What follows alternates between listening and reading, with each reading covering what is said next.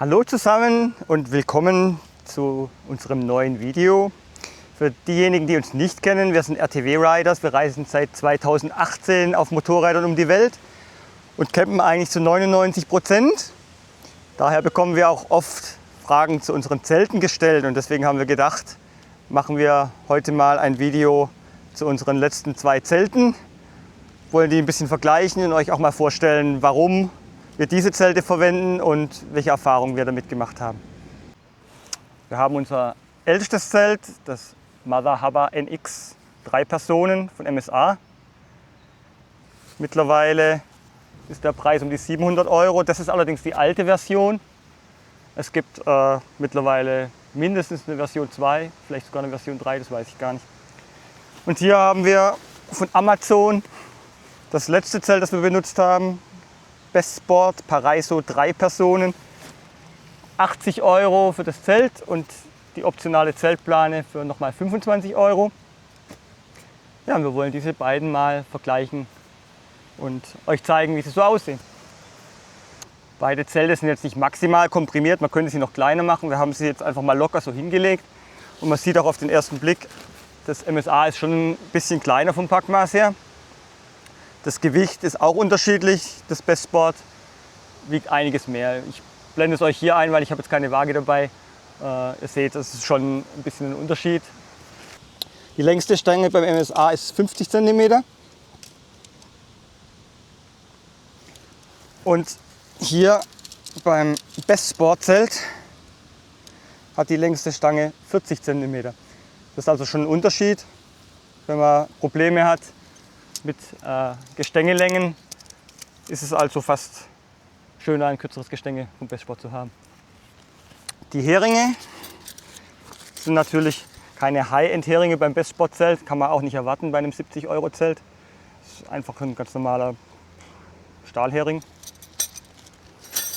Hingegen recht hochwertige Heringe bei MSA. Allerdings sind es eben leichte Aluminiumheringe und wir können das auf unserer Reise nicht gebrauchen. Wir haben beide Heringe sofort ausgesondert und daheim gelassen, weil das Einzige, was bei uns sich auf Dauer bewährt hat, sind Zimmermannsnägel. Liegt einfach daran, dass vor allem in Wüstengegenden kann es sehr steinig sein, der Boden ist steinhart und das Einzige, was da überhaupt reingeht, ist ein Zimmermannsnagel. Und selbst die verbiegen manchmal. Aber mit Aluminiumheringen oder günstigen Eisenheringen, Stahlheringen kann man es eigentlich gleich vergessen. Deswegen wir nehmen grundsätzlich einen kompletten Satz Zimmermannsnägel mit. Das Schöne ist, selbst wenn die verloren gehen sollten, das kriegt man eigentlich in jedem Land praktisch zu keinen Kosten nach. So, wir haben jetzt mal die beiden Innenzelte aufeinander gelegt. Das obere ist das MSA, das untere ist das Bestsport. Da kann man auch gleich sehen, warum das Packmaß von einem Bestsport ein bisschen größer ist. Es ist ungefähr 20 cm länger und 15 cm breiter. Das wirkt sich natürlich dann auch im Innenraum aus, wenn man viel Gepäck dabei haben sollte. Zu den Gestängen. Das rote Gestänge ist das MSA-Gestänge. Das silberne ist das Bestsport-Gestänge. Beide sind 9 mm in der Stärke, sehen relativ ähnlich aus. Das MSA ist ein sehr hochwertiges DAC-Gestänge. Das Bestsport hat ein No-Name-Aluminium-Gestänge, aber es hat eigentlich sehr gute Dienste erwiesen. Hier sieht man aber auch jetzt schon den Unterschied an der Konstruktion. Während das MSA-Gestänge komplett durchgehende Gestängebögen hat, die mit diesen Kunststoffwirbeln verbunden sind, hat das Bestsport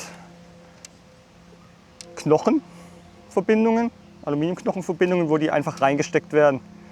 Das ist natürlich nicht so stabil wie bei MSA. Wir hatten keine Probleme mit dem Gestänge. Es hat gehalten, auch bei starkem Wind. Aber trotzdem ist das im Vergleich zum MSA eben eine Schwachstelle. Was aber schön ist, sie haben es tatsächlich ein bisschen verstärkt. Also sie haben nicht bloß einfach das Gestänge abgesägt und dieser kleine, es geht nicht besonders weit rein. Diese 10 mm, 10, 12 mm, die es reingeht, 15 mm, sind also verstärkt. Das macht es dann trotzdem stabil. Und wie gesagt, wir hatten keine Probleme damit. Aber es ist eben nicht durchgehend wie beim MSA-Zelt. Dann in der Mitte gibt es ein Quergestänge beim Bestsport. Das ist hier auch mit einem Aluminiumgelenk verbunden. Das hat sich gelöst mit der Zeit. Ist auch nicht verwunderlich bei der Konstruktion, ist aber auch kein großes Ding gewesen, weil man kann es trotzdem einfach beim Aufbau ein bisschen zusammenhalten. Und sobald es aufgespannt ist, hält es auch wunderbar. Also das Zelt ist trotzdem noch wunderbar benutzbar. Schöner gelöst wieder beim MSA, wieder durchgehend und einfach mit so einem Kunststoffwirbel verbunden. Das ist einfach stabiler und hochwertiger. So, wir haben jetzt beide Zelte aufgestellt. Hier das Bestsport, das MSA-Zelt. Die Konstruktion ist ziemlich ähnlich. Jeweils 3 Gestängebögen bzw. 2,5 in die eine Richtung und ein langer in die Längsrichtung.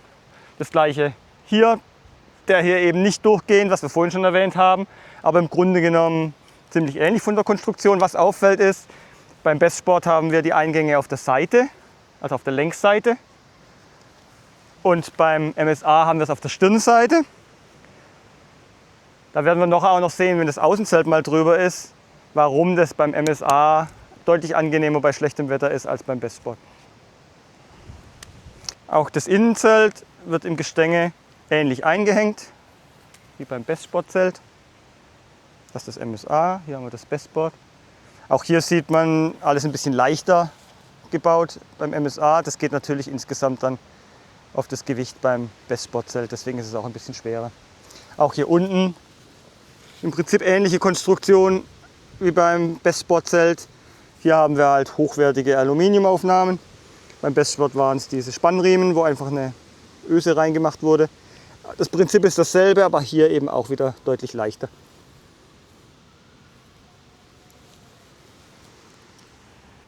Auch wie das Material, die Zusammensetzung vom Material des Innenzeltes aufgebaut ist, ist es auch sehr ähnlich. Im unteren Teil haben wir es einigermaßen geschlossen noch, dann kommt ein großer Mesh-Bereich, der macht das Zelt schön luftig. Der Unterschied hier ist noch, dass wir wieder kein Mesh-Material am Deckel haben. Beim Bestsport-Zelt haben wir komplett Mesh. Das macht es hier noch ein bisschen luftiger. So, das ist jetzt das Bestsport-Zelt aufgebaut. Die Reißverschlüsse haben eigentlich gut gehalten, die sind gut dimensioniert. Es sind irgendwelche No-Name-Reißverschlüsse, also keine YKK-Reißverschlüsse. Macht aber nichts, sie haben eigentlich einen guten Dienst gemacht, aber irgendwann, wie auch alle anderen Reißverschlüsse, die wir seither in den Zelten hatten, geben sie auf, weil einfach jede Menge Sand und Staub die ganze Zeit reinkommt. Man muss sie also zwischendurch pflegen mit ein bisschen Kerzenwachs oder so. Vielleicht auch mal sauber machen und mit Wasser spülen. Aber uns ist jetzt nicht aufgefallen, dass sie wahnsinnig weniger qualitativ werden als hochwertige Reißverschlüsse, die bei den teuren Zelten verbaut sind. Der obere Teil ist komplett Mesh. Das macht das Zelt sehr luftig, aber eigentlich auch eher zu einem 3-Jahreszeiten-Zelt. Wenn es also sehr, sehr kalt werden würde, unter 0 Grad oder noch deutlich kälter, dann wird es schon frisch drin und man muss gucken, dass man warme Schlafsäcke oder vielleicht noch warme Klamotten anzieht. Wie bei jedem Zelt, standardmäßig kann man natürlich die Eingänge zur Seite rollen und befestigen. Das funktioniert wunderbar. Und man kommt auch gut rein und raus. Das ist eine sehr große Öffnung. Die Höhe des Zeltes ist ca. 1,20 Meter in der Mitte, an der höchsten Stelle. Also ich habe schon noch gut Platz nach oben. Bei langen verregneten Tagen ist das natürlich von Vorteil. Ich lege mich auch mal kurz längs rein, mit den Füßen unten anschlagen.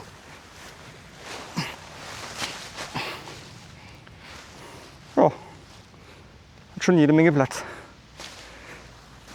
Wir haben 4 Innentaschen. In jeder Ecke ist eine kleine Tasche zum Sachen verstauen und optional ist dabei, aber man kann es auch rausnehmen, wenn einem das nicht gefällt oder wenn man es ein bisschen leichter haben will. Kann man hier noch ein Dachnetz einfügen.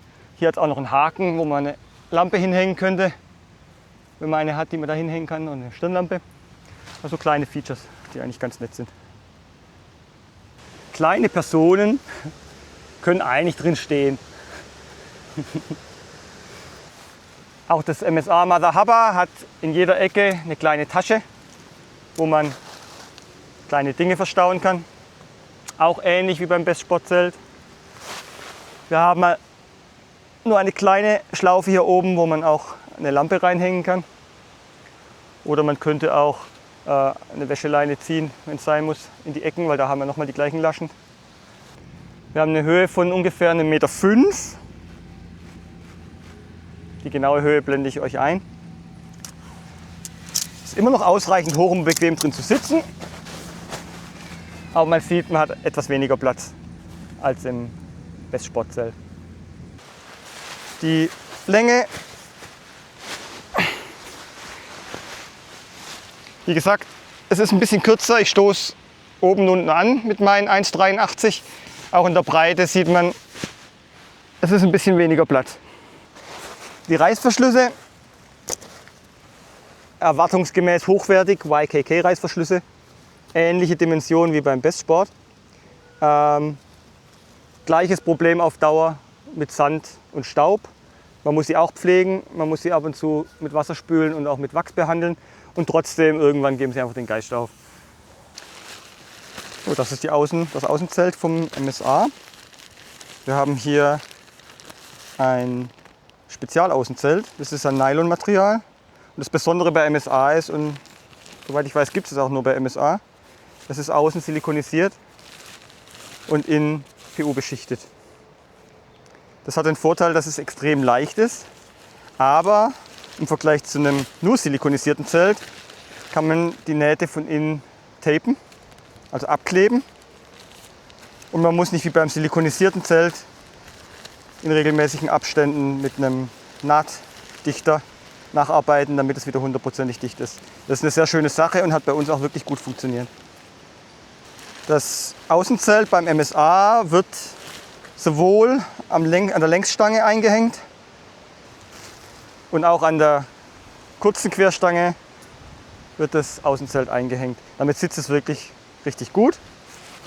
Gleichzeitig kann man das Außenzelt nochmal an jeder Seite mit diesem Klettverschluss am Gestänge einhängen. Das sollte man auch definitiv tun, wenn starker Wind erwartet wird oder sowieso schon stark windet. Also es wird einfach um das Gestänge geklettet. Der Klettverschluss funktioniert gut, danach unten eingehängt. Das gibt dem Zelt insgesamt deutlich mehr Stabilität. So. Um das Zelt windstabil aufzubauen, muss man natürlich die Abspannleinen nehmen. Es gibt an jeder Ecke eine, die man auf jeden Fall benutzen sollte. Zusätzlich kann man auf der Längsfläche in der Mitte noch eine anbringen. Dann diese hier im unteren Bereich. Was das soll, habe ich noch nie verstanden. Also das haben wir verlängert, damit man einen Hering reinmachen kann. Normalerweise sieht das Ganze so aus. Wie soll man da einen Hering reinhängen? Also ist seit eh und je so bei MSA. Ist nicht nur bei MSA so, ist auch bei anderen Zelten so. Aber ja, also du kannst da unten irgendwie hinhängen, aber das ist ja nicht, wie es sein soll. Oder der Hering steht zu 4/5 aus dem Boden raus. Oder ich habe einen Hering, der einen halben Meter lang ist.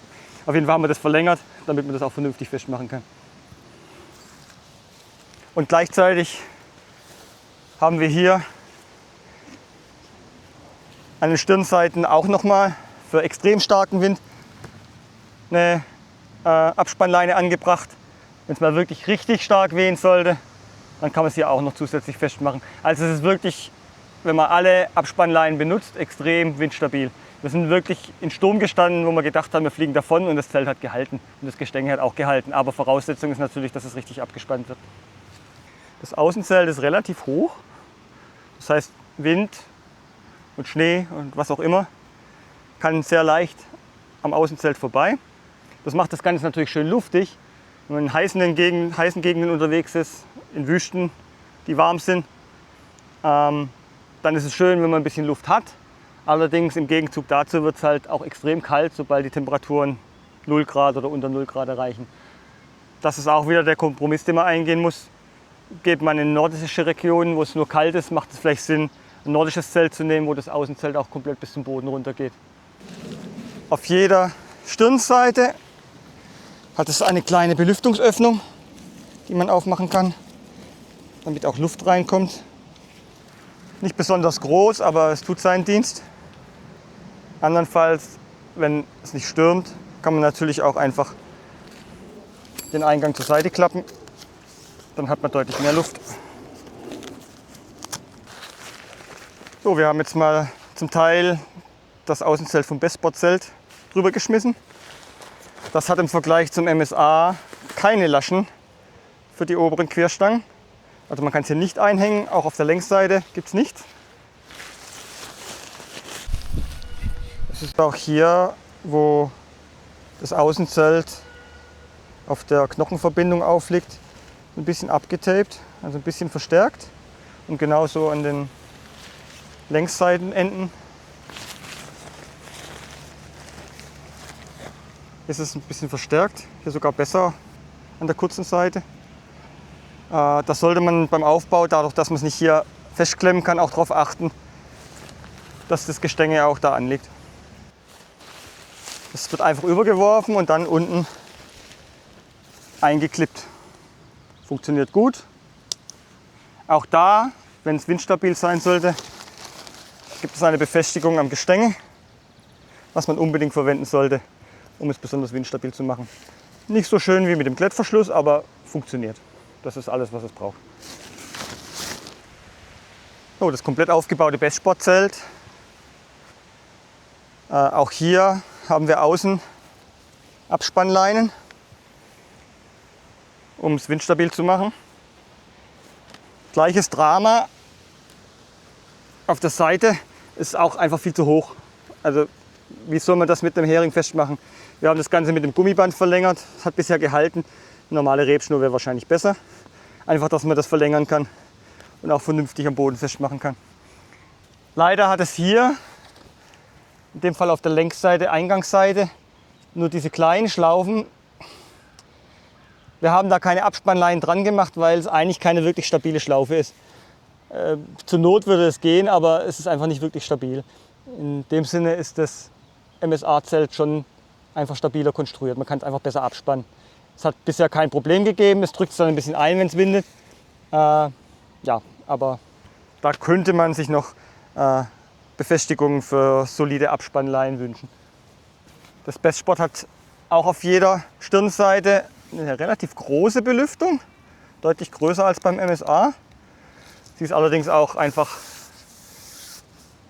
deutlich schwerer auch konstruiert. Da kommt halt auch dann letztendlich das Gewicht her, ist auch einfacher konstruiert, tut aber seinen Zweck und hat gut funktioniert. Im Vergleich zum Außenzelt vom MSA haben wir hier ein deutlich günstigeres Polyester, PU-beschichtetes Außenzelt. Es ist auch getaped, es ist ein bisschen schwerer, es ist günstiger, aber es hat bis zum Schluss die ganzen 350 Nächte oder was wir das Zelt benutzt haben, dicht gehalten.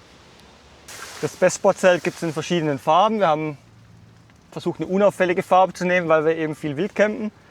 Das Grau war da die beste Option. Es ist auch relativ hell. Das macht das Zelt freundlich. Aber es macht das Zelt auch freundlich, wenn es sehr früh morgens hell werden sollte. Wenn man also gerne ausschläft, sollte man vielleicht eine etwas dunklere Farbe nehmen. Das ist jetzt unser Schlechtwetter-Kochzustand. Wie man sehen kann, geht das obere Gestänge einfach weniger weit rüber als der Boden. Das heißt, sobald es hier regnet, kommt der Regen direkt ins Innenzelt rein. Ist nicht so schön gelöst wie beim MSA-Zelt. Andererseits ist die Apside ein bisschen größer. Man hat hier einen größeren Bereich, wo man Sachen hinmachen kann, auch den Kocher oder so, damit man auch im Regen kochen kann und es eben nicht sofort alles nass wird. Wir haben dann einfach hier oben ein bisschen zugemacht, dass es hier auch ein bisschen weiter rausgeht. Kann man hier ein bisschen reinmachen. Dann hat es auch funktioniert. Jetzt sitzen wir im MSA-Zelt. Man kann hoffentlich auch im Video gleich sehen, dass es deutlich dunkler ist. Liegt natürlich auch an der Außenfarbe. Soviel ich weiß, gibt es auch in Grau, in Hellgrau. Dann hätte man wahrscheinlich das gleiche Ambiente wie im Bestspot-Zelt. Hier sieht man jetzt schön, wie ich es auch schon erwähnt hatte, das Außenzelt geht deutlich weiter über den Boden vom Innenzelt als beim Bestspot. Das heißt, es regnet weniger leicht hier rein. Man hat etwas weniger Platz zum Kochen als beim Bestspot-Zelt. Leute, die das Zelt kennen, fällt wahrscheinlich auf, dass die Farbe deutlich heller ist, als wenn man es frisch gekauft hat. Das liegt daran, dass es eben extrem viel UV-Licht ausgesetzt war. Und UV-Licht ist so ziemlich das Schlimmste, was man dem Material antun kann. Und hier kann man auch sehr gut sehen, das Außenmaterial ist nicht mehr geschmeidig, sondern ist eigentlich eher wie Zeitungspapier. Was macht UV-Licht mit einem Zelt? Er macht Löcher. Ripstop Nylon. Ja, das ist dann eben so spröde geworden, das Außenmaterial, dass auch die Abspannleine bei starkem Wind dann plötzlich das Außenzelt eingerissen hat. Da kann das Zelt aber nichts dafür, weil nach so langer Benutzung macht das UV-Licht einfach alles kaputt. Das größere Problem bei beiden Zelten war eigentlich auch letztendlich der Boden, weil der Boden steht natürlich auf extrem steinigem Terrain teilweise und der wird einfach irgendwann undicht.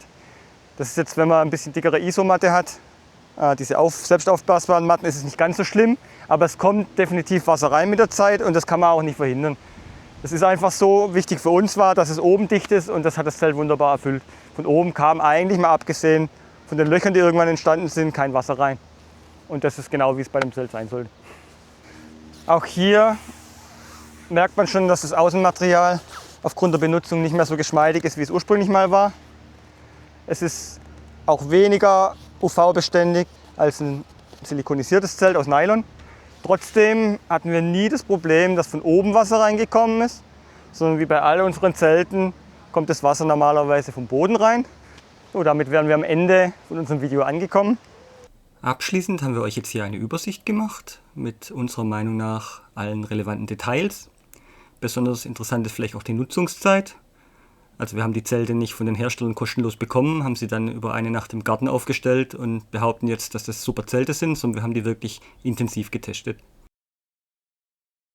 Wir hoffen, dass es euch ein bisschen Freude gemacht hat, dass wir nichts Gravierendes vergessen haben und freuen uns, dass ihr bald wieder einschaltet bei einem anderen spannenden Video von uns. Danke sehr.